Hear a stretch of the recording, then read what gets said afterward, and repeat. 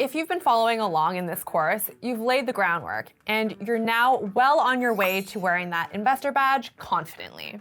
Now comes the exciting part, choosing investment products to put your money to work. If you're feeling a bit overwhelmed, it's completely natural. Every great investor was once in your shoes.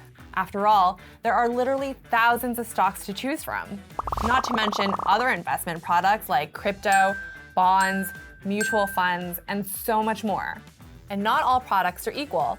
There are different levels of risk, reward, control, and complexity.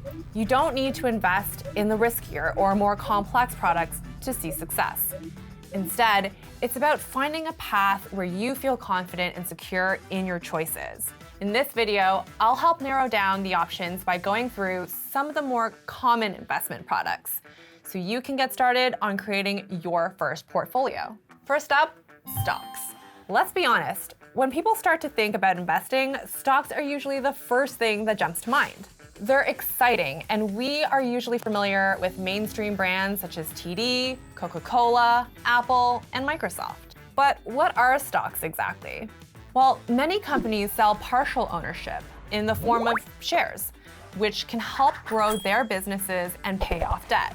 You might buy these shares hoping the value of your investment will increase or to earn extra income, as some stocks offer steady payouts to investors, and these are called dividend-paying stocks. Growth from stocks can potentially lead to a large payday, but the opposite is true too, which is why stocks are considered one of the more unpredictable investment products. Of course, stock investing can be exciting, especially if you're interested in a trending stock. But diving in to perform in-depth research on a company's stock is time-consuming and hard for any investor, let alone beginners. Some of the most recognizable and trending companies can go for very long stretches of underwhelming performance based on several factors, such as increased competition, higher operation costs, unmanageable debt, etc. If diligent research isn't something that appeals to you, you might find a more hands-off investment product to be a bit more appealing, like exchange-traded funds, or ETFs.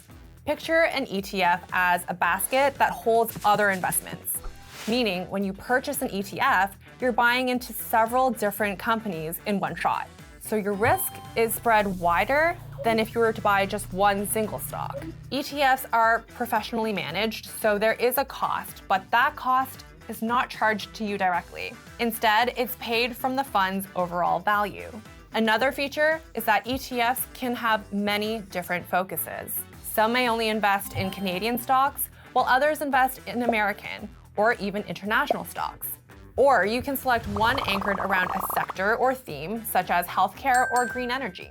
The final common investment product we'll go over is the portfolio ETF, known as the ready-made portfolio in TD Easy Trade. Simply put, this is an ETF made up of other ETFs. Like the traditional ETF, these are also professionally managed and can be a convenient option if you aren't inclined to spend a lot of time researching what you want to buy. But unlike traditional ETFs, ready-made portfolios come with specific options for different levels of risk. You may recall reviewing the investor profiles when you set up your investment goals. For every investor profile you see, there's a corresponding ready-made portfolio that you can buy in just a few clicks. This is a simple way to create your first portfolio without having to spend lots of time researching and considering what to buy. You could do this, and you can also build a portfolio with a combination of investment products that support different goals, personal interests, and comfort levels with risk. For example, if you want a straightforward, low-fuss portfolio that doesn't require a ton of research or monitoring, both ready-made portfolios and ETFs can be solutions here. Another reason you might take the ETF route is if you're budget conscious. These products allow you to buy into multiple companies for a fraction of what you might spend on individual stocks. And speaking of fraction, buying partial shares rather than whole shares is another great way you can stay in budget, as you can invest any dollar amount into a share regardless of their price. Plus, buying partial shares allows you to start with a smaller investment and build your confidence over time. Gradually, you might feel okay taking on more risk, and you might want to increase the likelihood of making more gains on your investments. Or maybe you're here already. In either case, this is a scenario where you might lean more into individual stocks or the more aggressive, ready-made portfolio. The choice is yours, and as you can see, there's a lot of choice. You can make this as simple or as customized as you like by purchasing a range of products. Now, we've only scratched the surface of how to pick investments, and you should have enough to start creating your first portfolio. Once you have an idea of which products might best suit your needs, it's time to research. Check out our video on how to research on TD Easy Trade. And when you're ready to place the trade, click the next video in the series to learn more.